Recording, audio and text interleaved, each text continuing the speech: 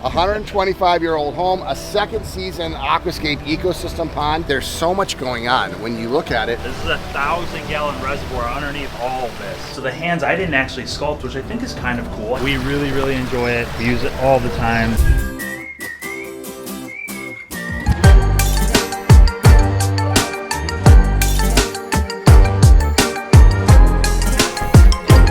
I'm Greg Wittstock, the pond guy. I'm getting my afternoon coffee and we are out visiting Aquascape ponds that were built by teammates at Aquascape. And this is our tech agent, Trevor's home. And he has had a pond for 1 year. And look at this paradise. Unbelievable.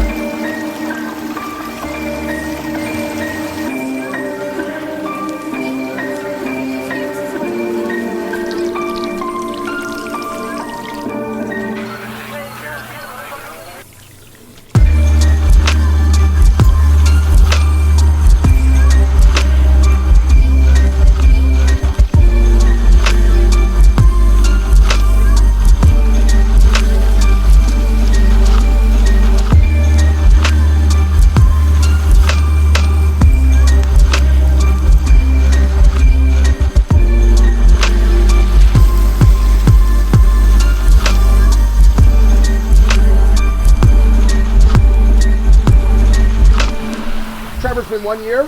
Second season. Second season. It's still amazing. And this was something that you did pretty much on your own, right? My dad and father-in-law. Oh, so your family. Yeah, family project. Okay. Yeah. You would never, ever expect, how old is the home? The home is like 125 years old. 125-year-old home, a second season Aquascape ecosystem pond. Why don't you give us a little tour of what you built out here? Yeah, of course. God, dude, it's looking so good. Couple unique things about this water features is you went with the sand bottom. Went with the sand bottom. It was a little bit of an experiment around here. I know we've done it a couple of times, but I've never had one in my own pond. The one thing that I have noticed is that all the wood gives it a lot of tannin, so it kind of gives it that natural look, which I like, but depending on the customer, maybe they want something a little different. But yeah, sand is pretty cool. What I love about this pond, besides everything, is there's so much going on when you look at it, and I love how it just kind of draws you down to your seating area down there. Yeah. And I think that every single person is going to be drawn naturally to go back and walk alongside the pond, see the use of the spillway bowls, like you said, the use of the big logs that give the waters a little bit of a darker color, which is great. The water lilies are doing great back here. And then back down here, you actually built a vanishing edge waterfalls, right? Yep. Look at how cool this is. There's aqua blocks all underneath here, right? This is a 1,000-gallon reservoir underneath all of this. So oh, and you added a skimmer to it. Added a little skimmer, yeah. Okay, so you can see the water kind of going in, but he's got the Aquascape fire rock in here. I just got my afternoon coffee. Trevor, I could sit here. I don't let you work at home, do I? Yeah, no, because I mean, usually this would be the perfect spot to sit. Set up my laptop right here. This has only been in here for 2 seasons, and look at how that looks like. It looks like it's always been there. It is rocking. And there's Jamie with your daughter. This is the second I met her when when she was a week old. Yeah, you brought her in a couple weeks old. Aww. And here she is, 3 months old now. So. Is this little Miss Eloise? I saw her when she was a week old, and now hi, Jamie. Hi. Congratulations. How are you doing? We're doing good. Okay, look at that bow. So 3 months old now? Yeah. 3 months old. Congratulations there first. And how is she? She's doing good. She sleeps through the night quite a bit, so she's a happy girl. Aw, well, congratulations. This is why I say I love my job. So of course you can't have enough water features. When did this go in? So this went in last season, actually in between Tanner's project. So when we went and did the prep work, and then we went back and did the event, I put this in between that. I had to practice. I had to be ready. You know, Sure. Tanner's high quality stuff. What I love about this, and he's talking about the Tanner Serpa build that you do. We'll put a link to his actual Tanner Serpa's videos that he actually created in here. But we've got obviously the rippled urn, and then what's so cool about this is, as an artist, when you have it, you actually do a vanishing edge going down into a pondless waterfall, right? Correct, yeah. And so the main point of this one was to actually give us something to look at through the kitchen window. So because of the septic system and our layout in the yard, we really didn't have anything that we could look look at on that pond from inside. So then we created this nice urn. It was nice and tall, and that gave us the ability to see it and enjoy it from inside. And look at how nice it looks with a little bit of sand amongst the red flint gravel. It just looks so natural, and I guarantee you the birds love this. They absolutely love it. I put a bird feeder here because there was just so many of them all the time just bathing in here. If you want to attract birds, A, get the sound of water, and then B, shallow, slow-moving areas or little puddles like that where they can splash around in, they're going to absolutely love it. Okay, the piece de resistance, though, is your indoor water feature that's the hands of the artist build, right? Hands of the artist build, All right, let's check out what it has inside his sunroom.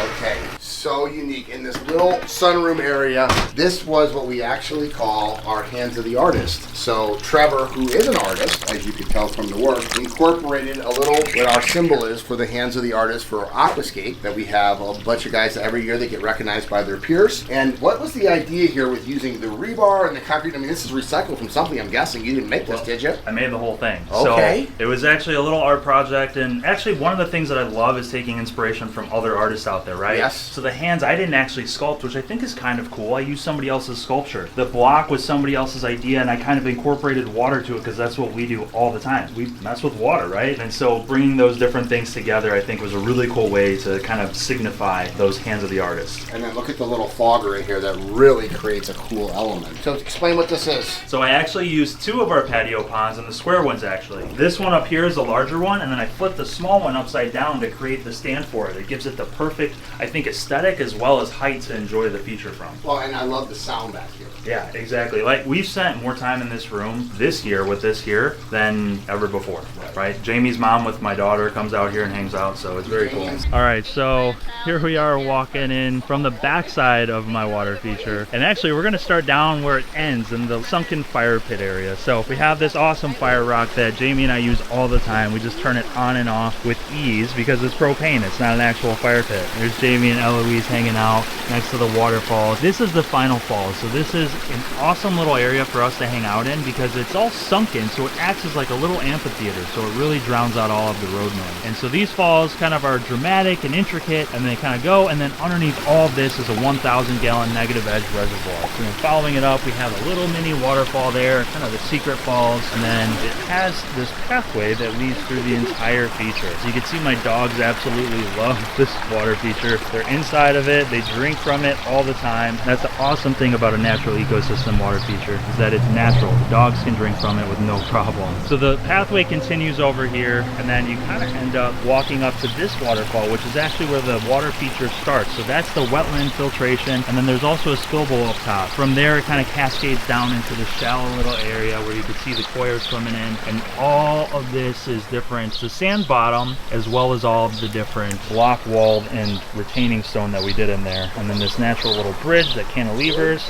and then it leads you to this patio that overlooks the entire feature. So over here is another spill bowl where the dogs drink from often. So this is where we spend most of our time, but overall it is quite a long and dramatic little journey, but it's really cool. We really enjoy it, and at the end of the day, it's hard to say how much it would cost. I'm gonna ballpark somewhere around $75,000 for this entire feature to be put in. With that said, we really enjoy it. We use it all the time. We have friends, family, and everybody over all the time, and this is the biggest hit. It draws you out. Every water feature is a unique work of art, one-of-a-kind custom creation. When you have an artistic guy, I mean, this is what his degree is, and he got a degree in art. He's always twiddling with this, always changing it around, always making modifications, and it's never done. A water feature is never done. I'm sure there's more things that he wants to do. But what could you put in your yard that would make a bigger impact and be more engaging than a decorative water feature like this? The fact that this waterfall has been here for 2 years and it looks that natural already is just amazing. I can tell you this right now, if I lived in this house, I would literally live